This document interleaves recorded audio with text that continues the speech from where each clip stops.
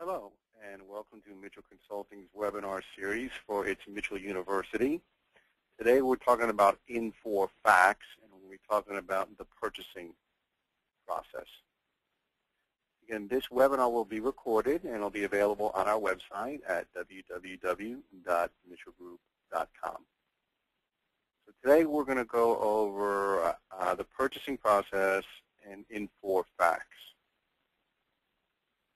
So here again, we're going to start with our with FACTS, and we're going to go through the process of basically creating a purchase order, receiving that purchase order to affect the inventory, and then doing the invoice received, so we can see the AP document and the process through it.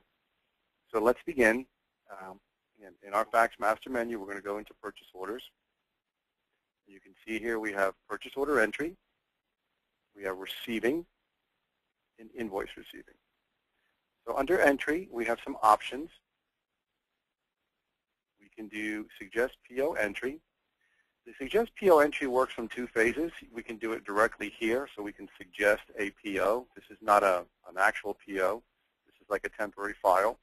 And then we can import this into our purchase orders. This also interfaces with the sales processing. So within sales orders, you can, if you have let's say you're entering a sales order and the items on back order, you can generate a suggested PO or a PO directly. Then we can import these suggested POs into our system. Let's take a look at that.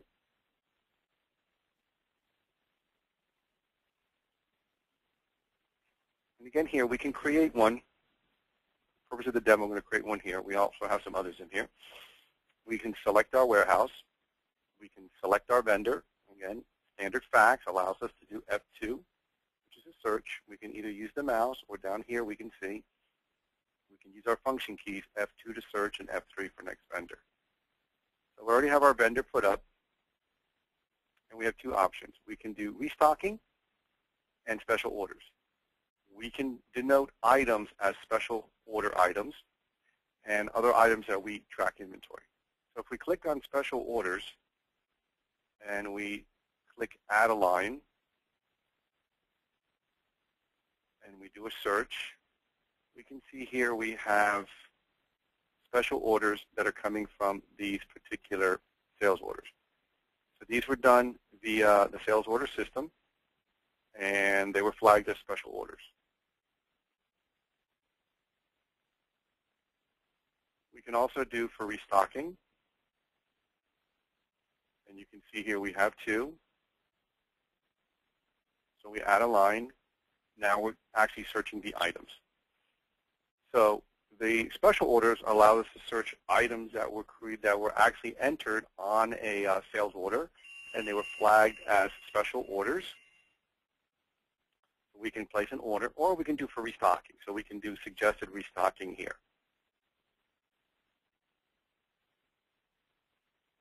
And again, we have these two items, and we'll see how this works.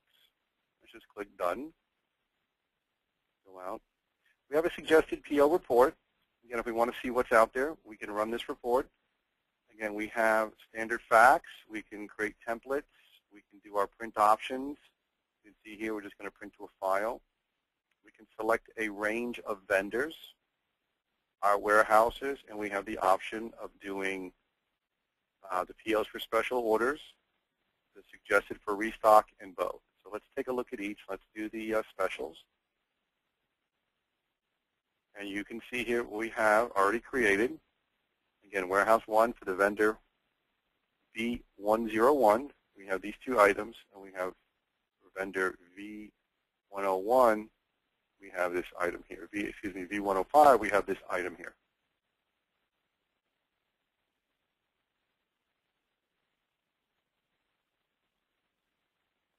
If we do it for restocking,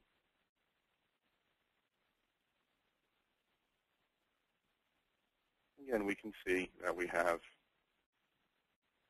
all these items here. We can see ours here that we saw for V100. We can see our two items here and our quantities. And of course, we can do both.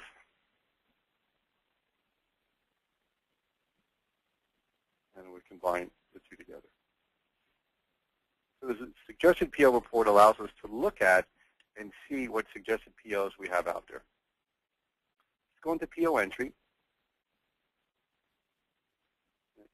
Like with our documents in FACTS, you can see that we have our header information, our line details, and then our footer information. We can look at what we want to view through here. Again, if we want to look at right now, we can look at vendor information display, item, and so on. We have our options. We'll see as we get into the thing, we can look at the header detail and the line details, and we see our import suggested POs. So we're going to go and we're going to search. Let's pick our vendor V100. Use the same shipping address.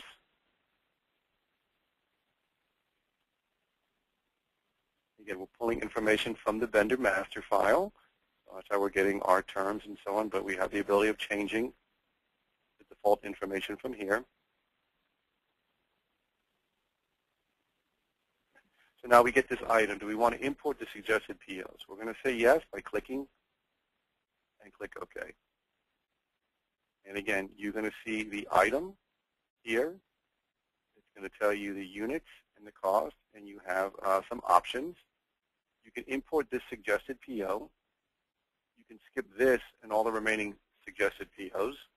So if you had a few after this you don't want to do, you can skip this suggested PO and go on to the next one. Or you can do an import this and all the remaining suggested POs. In personal preference, I'm just going to leave it on import, so it's going to import this one in, and it's going to also import this one in. So it stopped on both of them because we suggested that, so we want to make sure they're okay. We're going to go ahead now and add an item. So let's do a search, or F2. And let's call up this item here. I'm going to put 100 of those. And again, you're seeing from FACTS, those of you who work with FACTS, you can see we can set these in our setup. So we're just setting up that when we enter an item, we're looking at some relative item information, some details about the item itself. And when we're getting to our cost, we're looking at our costing information. Again, these are options and setups that you can do in FACTS. And we'll discuss those in other training sessions with FACTS so we can see exactly how those work. So here we have a PO. I'm just going to continue this PO. I'm going to say no to the job number. So again, here we are in the PO. So again, like we said before, we have our header information. So we can go in here, look at our header detail, make any changes we need to do. Again, this information is defaulting from the vendor file maintenance. We can look at our line detail, so we can click on a line. We can look at our line detail, and we see information, detailed information about the product.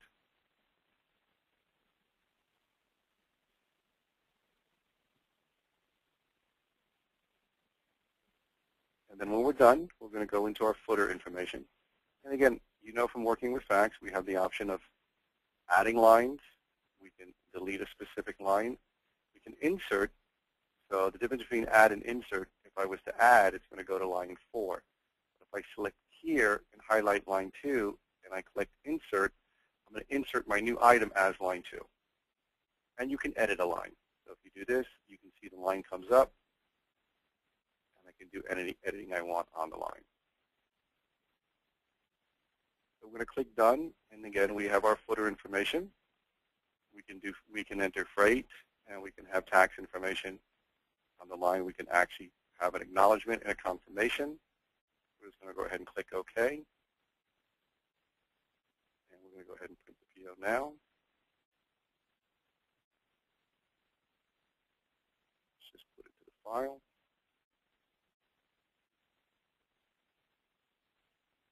Again, we have our purchase order.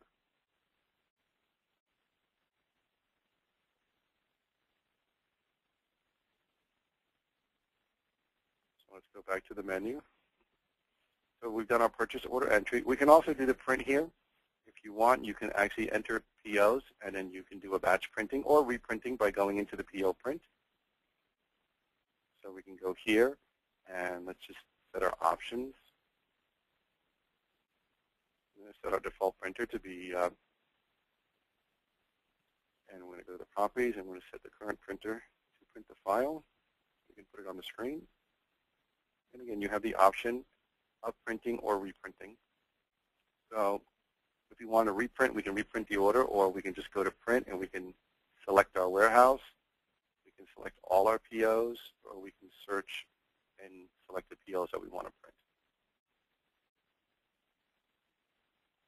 Again, that's already printed, and so on. So that's the entry. The entry allows us to create a purchase order. Remember, in FACTS, we use a batch processing system, which means that when we create the purchase order, all we've really done is affected the on-order quantity. Again, we have not affected any inventory. We have not updated any costing or any general ledger or any historical data. It's just there. If we want to call up the PO, we can call it back up. Again, here we can go and we can search the documents. And we can find our PO, which is here, the last one. And again, we can make any changes we want to the actual document.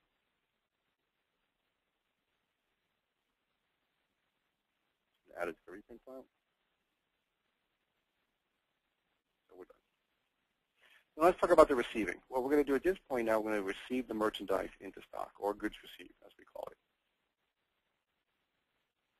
So we have a report. We have a receiving document print. This allows us to print all the purchase orders that we're going to receive. Again, this is helpful for warehouse. We have our options again. Let's set our print options.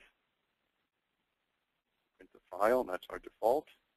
I'm going to go print options properties and set this to also be print the file. And again, here we can go and search the POs we want to see. Again, we can do our search.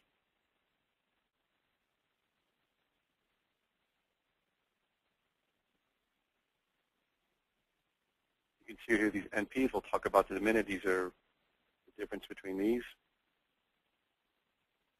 And again, we can select as many as we want. We can run our report.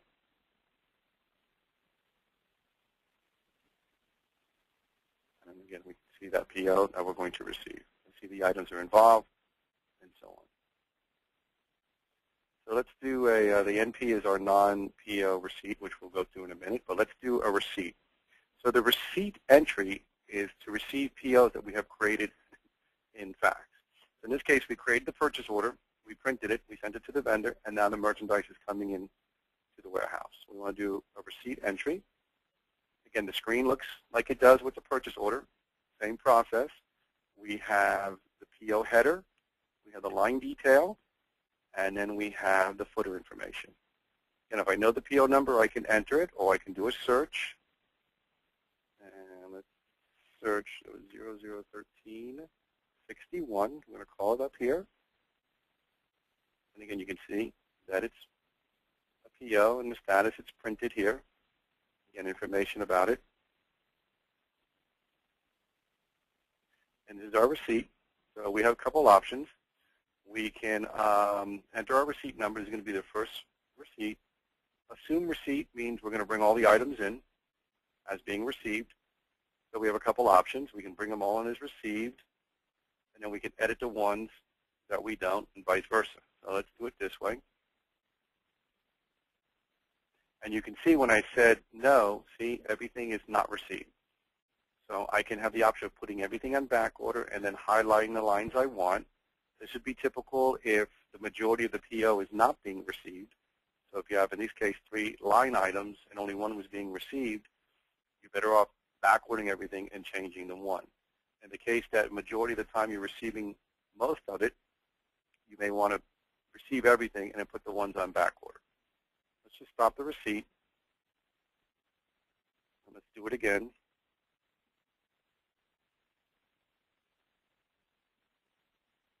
Change our date, our working date, and let's assume receipt. So I'm going to click OK, and you can see that we received everything. We have the ability of editing the line by either clicking here, or we can just double-click on the line. So we can say we ordered 15. Let's receive 10. And let's back order 5.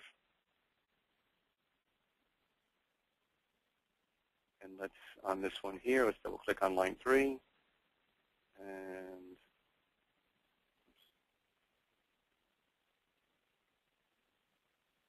let's receive 75.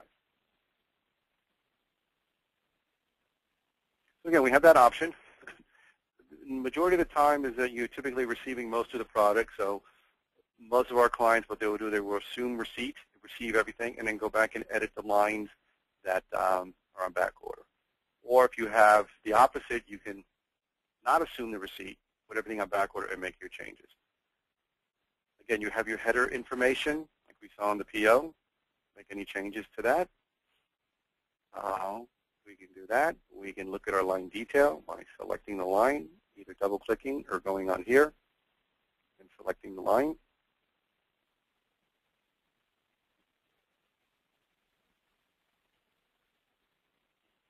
And so on. We have an archiving PO. We have an archiving system. We'll be doing some detailed training on the fax archive system, so we can archive data. Here we're going to go ahead and say done. Again, we have the ability of entering freight, our taxes, and so on.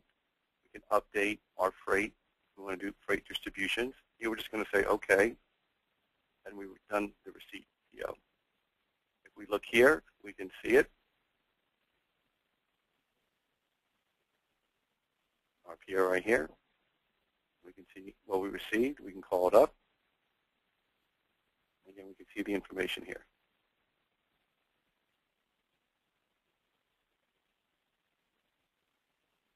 So what we've done is we've done a receiving of a purchase order that was created inside of fax. We can also do a non-receipt PO entry. This works the same principle. The difference is that we have not created a PO in the fax software. We do have some clients that maybe don't create the PO. They maybe call the order in over the phone, or the merchandise gets there and they want to basically create the PO and receive it at the same time. So the principle works the same. We can go here and put our vendor. Again, we have all our information.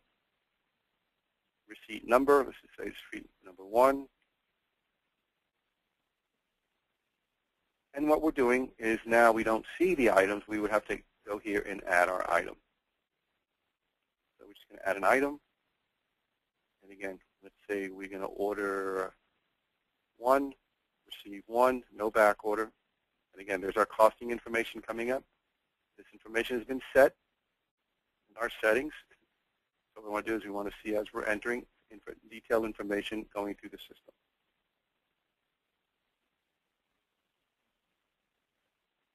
Okay, we're done with that. Click Done. Again, we're looking at our freight information. So the principle is the same. So the difference between a receipt entry and a non-PO receipt entry is that the receipt entry is used when you actually have created the purchase order in the system. The non-receipt entry is when you actually went in and are entering the receiving and the PO basically at the same time. So you did not create a PO in the fax software, but you're actually receiving it. And again, if you look at that, the numbering system can be controlled by the operator, but typically we do numbering series, so you can see that the non-receipt POs, we have the one we just entered, NP 0114. So we can then use that to decide which ones are non-receipt entries and which ones are coming from a PO that was created inside the fax software. We have a document fill report that we can run. This lets you see kind of what you're receiving. You can look at purchase orders and transfers. It's kind of like when you're doing when you want to do a back order fill and you're receiving merchandise, what you can do is create this PO, then you can compare it against the orders you have. Let's say you didn't have a lot of stocks, you placed a lot of sales orders on back order, and now you just receive merchandise.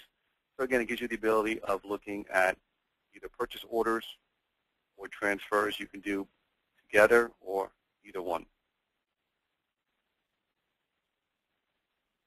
And then we do our receipt register. Again, remember when we work with fax, we work a batch processing system. So we basically, when we enter in fax, we do what we call enter, print, and update.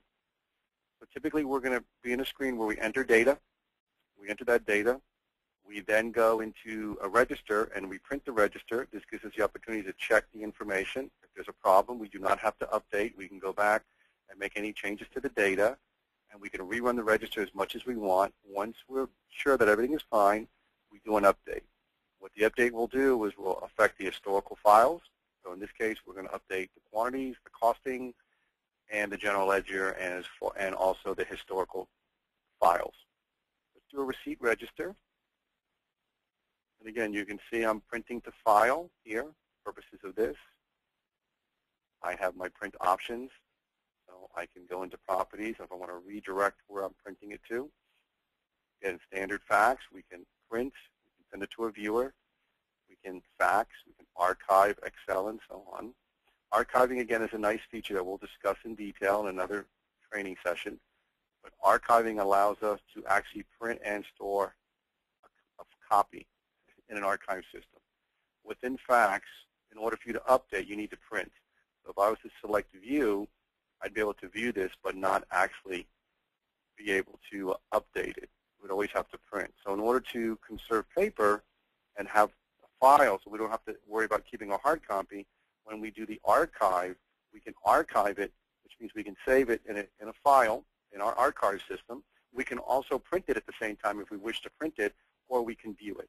And then it'll give us the ability to do the update. We're just going to select printer, and we're going to just print to a file, printer 0. And again, like we know with standard fax, we can set up multiple prints and so on. So we're going to do that, and then we're going to just put our date. You can see here I'm putting this date because in our demo, we have the purchase order current period is June of 2010. The AP current period is June 2010, and the general ledger happens to be June of 2010. I can post to a current period and one period forward in fax. Once things are closed, then I couldn't. So we're just using this as our demo dates. And again, we can select the specific POs that we want to update on the register. We can search. So we can go down here.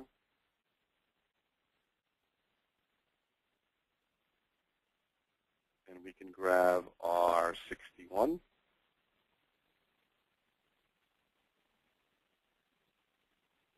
And we can go get the 2 we did. Do our non-PO, our number 14. So we're just going to do those 2. But again, typically you would do all. You want to do all of it because we're updating. But for the purpose of the demo, we're just going to do these 2 right here. I'm going to click OK. So we're going to see here now the effect. Open this up a little bit bigger. So you can see our receipt register here, the information that we're doing, and we can see the PO. We have PO receipt 1361. You can see what we received. Okay, we received the 10, and the 5 because the rest were on back order. You can see here, and we have our non-PO receipt here. Again, this is going to be the effect. We're going to actually update our quantity on hand by our receiving amounts, and this is our current cost in the system. We can look at the effect of general ledger. And what we're doing here is we're going to inventory. So we're going to bring over the 524 and here to our inventory. And we're setting this account here, which is a purchase inventory or a clearing account. What we're doing is we're creating here because we need to debit the inventory to increase our value of inventory because we're updating the inventory costing. So when we run our inventory valuation at the end of the month, we need to balance for general ledger purposes. And since we're debiting that, we need to create an offsetting credit. In this case, we're going to do an offsetting credit to the purchases inventory. This can be an account that you set up. And then when we do the AP invoice, remember when we do the AP invoice, we need to credit the accounts payable. We don't want to debit the inventory because we've already debited the inventory in the receiving part. So when we do the invoice receive, we're going to credit the accounts payable, and we're going to debit or clear this account right here. That's why we have that set up. And here we're going to say yes to update, and we're going to click OK. Again, very important when you are updating, since we're talking about that batch processing, that what we're doing right now is we're updating all the historical files. So at this point, those POs are now in history. I can no longer access them, do a change. I can't call them back up like I did before. And I've updated my general ledger and all my historical data. So it's very important, if anything was to happen during that, is you need to stop the process and contact us if there's a problem. So that's our receiving. So now we received it. So again, we've affected our historical files from the receiving standpoint. We've updated our quantity on hand. The quantity is now available in inventory to sell. We've updated our costing and our inventory valuation, and we now have it ready to receive our actual AP document. Now we're going to get the AP document, so we're going to go to the invoice receiving. At this point, we're going to control this from the accounting side. So now I get my AP document. I'm going to verify that AP document against my purchasing, and I can receive it. We also have the uninvoiced receipts report, so we can see what's not received. So this is a report that you can run. Again, we're going to print the file. You can select a range of vendors and a range of dates. I'm just going to run this in summary. This is a good report to run too, because depending on your business, typically when a PO is received, there should be a time. Normally when I receive a PO, it takes 2 weeks for the vendor to send me the invoice, or 3 weeks, depending on your vendor. But this is a good report to run, because this will show me that these are POs that I've done goods receipt for, but I have not gotten the invoice. So maybe there's something that's extremely old here, and we want to find out what happened. Maybe the invoice never got to us, or the invoice was entered against a different PO receiving, and so on. So this is a nice report to run to kind of verify what you have in this system. This is also a good report to balance into your general ledger, because the amounts you see in here would be reflected in that purchase inventory account, which is that clearing account, which is the account that we credited, which is we're going to reverse when we actually receive the invoice. So it's a good balancing tool to check your financials. Let's do a receipt of invoice entry. Again, we're looking at our current period, so we can see now we're dealing with accounts payable because we're in the invoice part of it, our current period. We can then search our vendors. We can search documents we've already entered. So again, we have the ability of, once we enter this, before we run the update, we can make changes to it. Okay, so and again, we can use our F2 and F3. I'm just going to go ahead and type in my vendor. This would be my document, or my AP invoice number.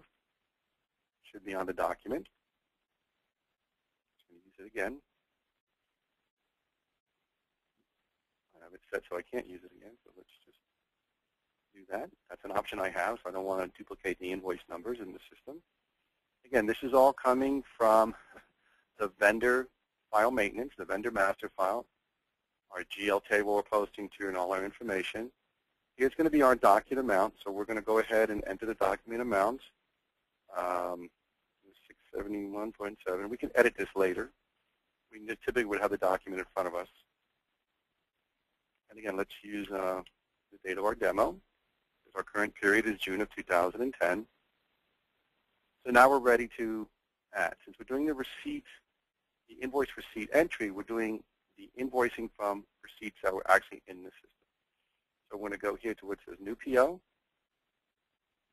And again, we can select the POs we want. So there's our PO here, 1361. We're going to receive that. And again, we have our options. We can import all lines, or we can select lines to import. If we select the lines to import, it'll stop each one. Okay, and it shows me the lines. And right now they're selected as yes. I can toggle, say no. So again, this gives me ability of receiving everything. Typically, this would be the same as the receipt of the PO, but just in case they didn't have something on the invoice, you can do that. Click Done, and you can see the lines come in. So let's receive that PO, and let's go here and do a new PO. And we're going to combine these two together. Again, import all lines. If we select import all lines, we'll be able to bring everything in. We don't have the ability of selecting the lines. The receipt number, we saw that when we did a receiving. In the case of this PO 1361, we had some back order. So if we were to go in and do a second receiving, the receipt number would be 2. So we can choose, if we do have that, we may want to combine. Maybe for some reason on PO 1361, it came in 2 shipments, so we did a receiving twice, so we have receipt 1 and receipt 2, but then when we got the invoice was combined. So we would then select our PO and do our 2 receipts and combine them together. Okay, so we have the amount here, so you can see that we have a little bit of a difference in the amounts. So we need to go ahead, let's just go here, and so we have these 2 amounts. Again, we wouldn't be able to post this way because we are technically out of balance. So we should take 671.7 and take 1200.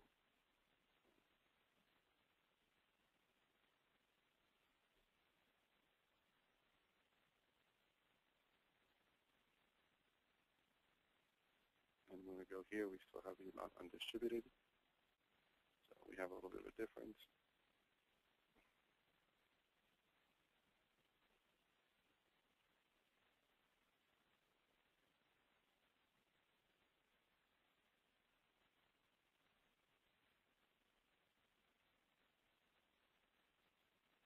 There we go. Simpler way of doing it. And again, we have to match those up in order for us to continue on. So we want to make sure that our undistributed amount here is 0. So these are our amounts. Again, we're bringing all this information in. So when we're done, we can click here, done. Again, we have the options like we have with all the other documents. We have header information, so we can look at the header information for this invoice. Again, we can see the GL it's going to, inventory, and the groups and so on. Everything here. We have our footer information, and we hit done. And now we're in. So we have that in. If we go back, we can search the documents. Again, since we have not ran our update, we have the ability of looking at this. The batch processing concept we talked about. So if we did make a mistake, we can call it back up, and we can make any changes to it. So here we have the receipt of entry, and of course we have our receipt register. So now we're going to affect our general ledger and our update. So we have the same process. We're going to go here and we're going to print it. Let's take a look at what we're doing. So we see our 4 lines here. Okay, we see from PO 1361 the 3 lines, and from our non-PO, then NP 0014 here. So we have all the information. There's our amounts. We can see the GL accounts that's going to be affected on here. And then we're going to say yes to update.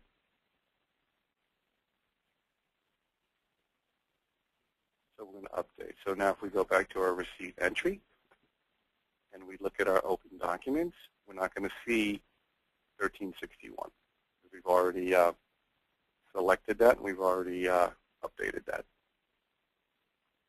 So what we've done is, to recap, this is the PO side. We still have one more step to do on the AP side.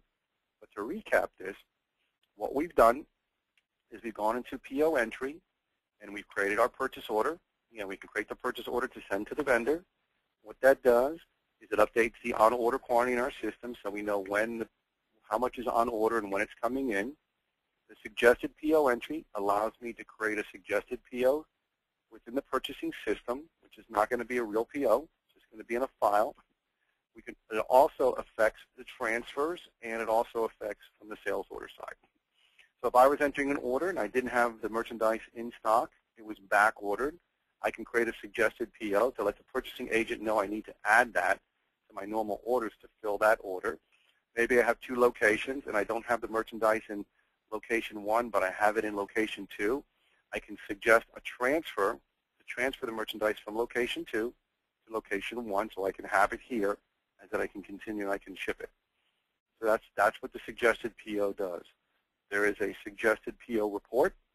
Again, just lets me see what's in the suggested PO file so I can manage it. Then we have our PO entry. We talked about here is the documents all work the same. You'll see throughout the system the documents all have the same look and feel. We have the header information, the line detail, and then the footer at the end.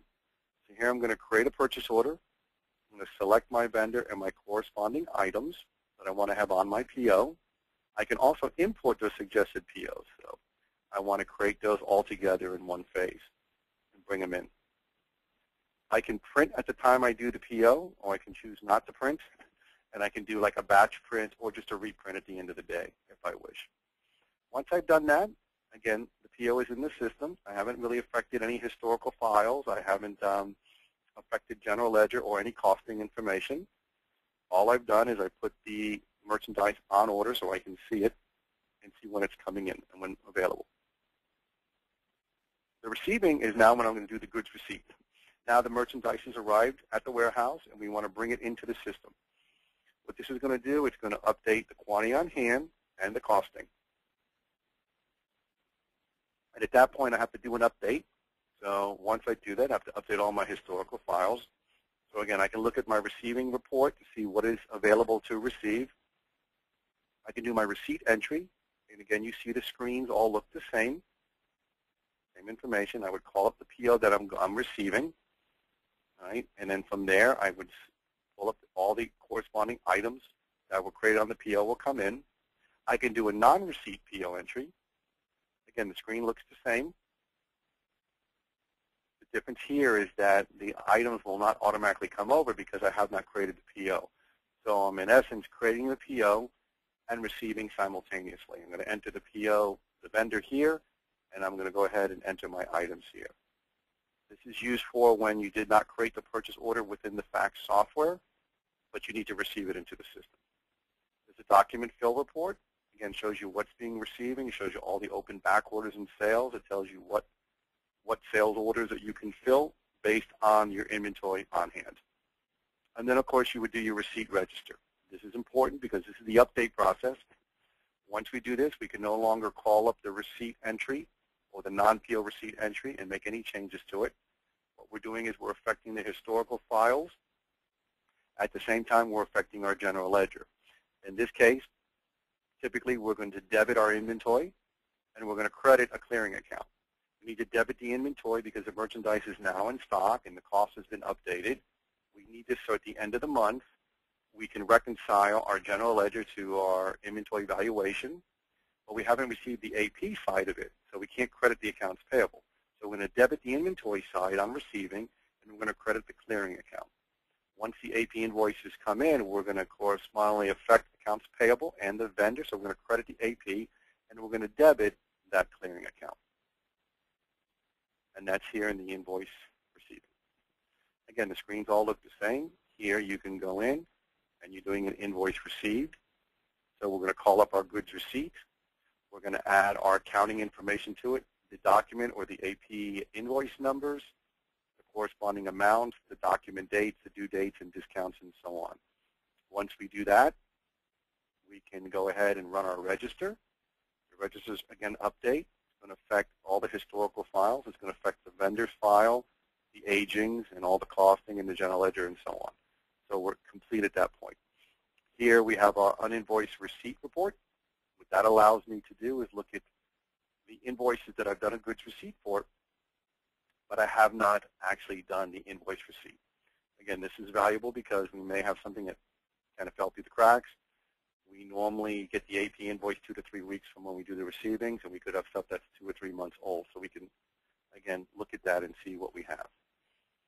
So now that has completed the purchasing side. There is still one more step because when I did the receipt of invoice, I received it, but now I have to do my final AP. So let's go out of here, and let's go to accounts payable. And under our document entry, we can see here is where we normally enter our documents.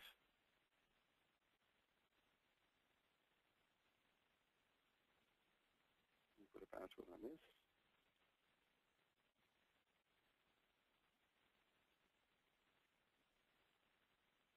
Okay, and again here, if we look under the document search, we can see these two. What we've done, this is going to complete the process. Here, the document entry allows us to enter accounting documents, AP invoices, into the system. Normally, by default, we're not dealing with items, we're dealing with general ledger accounts. Typically, the entry here that we would do by hand would be for like expense bills, things like the rent and the phone, so on, things that are not really related to the items. The item side of it is updated, or this file is created based on the update of the invoice receipt. So we can see these two here, our corresponding dates, and where that came from was, go back to PO, when we do this receipt of invoice here, when we do the receipt register, what we do is we update from the AP side the document entry. So if we go back to AP, we've actually entered that document entry. And again, we can see here, when we log in, we can see these two that we've created here. And if we call this one up, we can see it has items on it.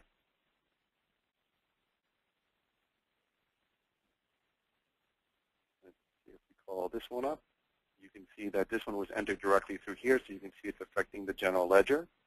This is just a miscellaneous AP entry,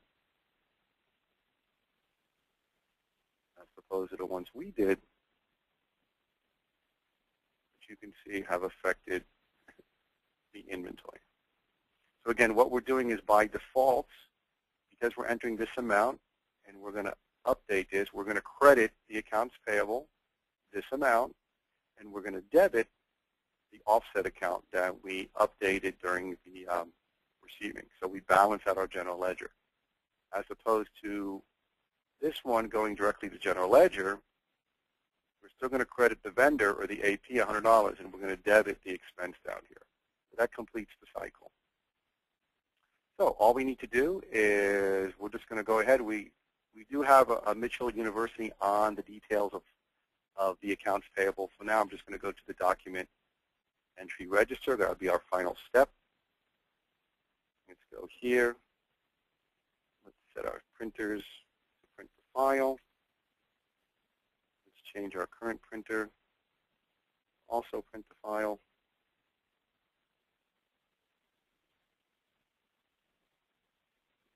Okay.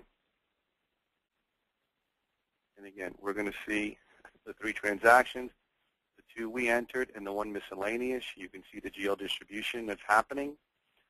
We're offsetting this 390 account, which was that purchase clearing account. And this one was a miscellaneous expense, so it's going directly to that GL account.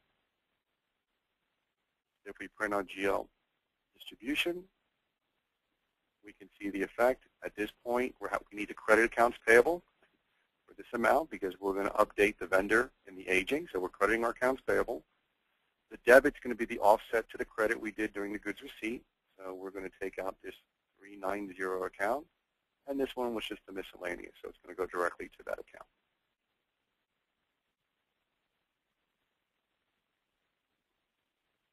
Say yes to update.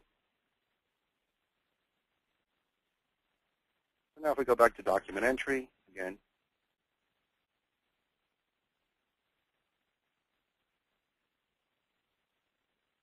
and we search, we're blank. Remember, in FACTS, we use that principle of the enter, print, and update. So in this case, we entered the information through document entry either manually or the invoice receiving from PO did it for us.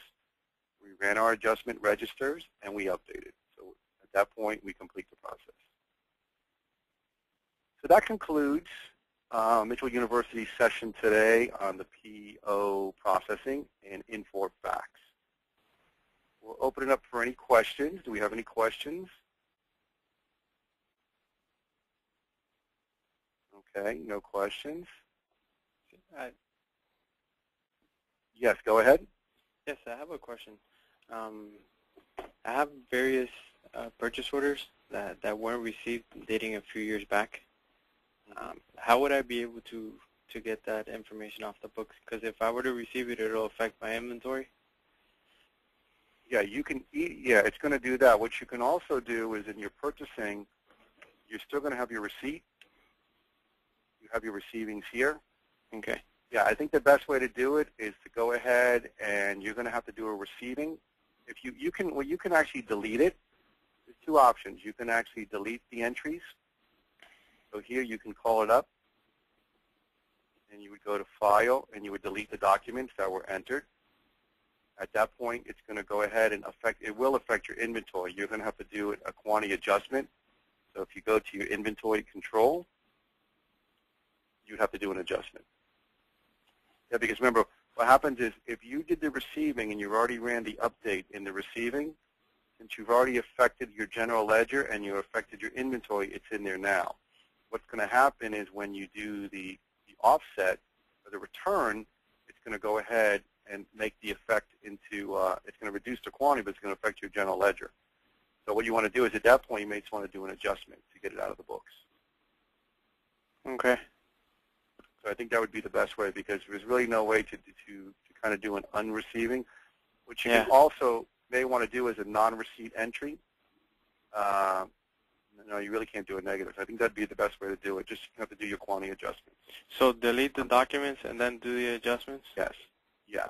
Just delete, look at the inventory first and look at the corresponding effect on that and then do an adjustment to the inventory. Okay. The cleanest way to do it. Yeah, because there's a lot of entries, a lot of years going back. Yeah. That's what's good about the when you look at these reports because that's what happens. Usually, now you also have to check because sometimes the receiving could be good, but the AP invoice was just entered directly, by mistake. Yes. Yeah. So the merchandise is there. So, yeah, you may just want to do that. You may just want to do probably the best thing to handle it is to do the quantity adjustments when you delete them out. Okay. Okay. Any other questions from anybody? Okay, I'm just going to turn you, put everybody back on mute. Okay, once again, we thank you for attending Michell Consulting's Michell University. Today we talked about the Infor FACTS purchasing process. This will be available on our website, so you can go to www.michellgroup.com. You'll be able to view this. We'll have it on the website shortly. And we're going to be doing these training series. We like to do them every Tuesday and Thursdays, and we typically do in the morning. We do SAP Business One, which is another software that we support. So usually at 10 o'clock, we do SAP Business One, and at 2 o'clock, we do the Infor FACTS. So we have 2 per week. So if you want to watch the Infor FACTS, there'll be one on Tuesdays at 2 p.m. and on Thursdays at 2 p.m.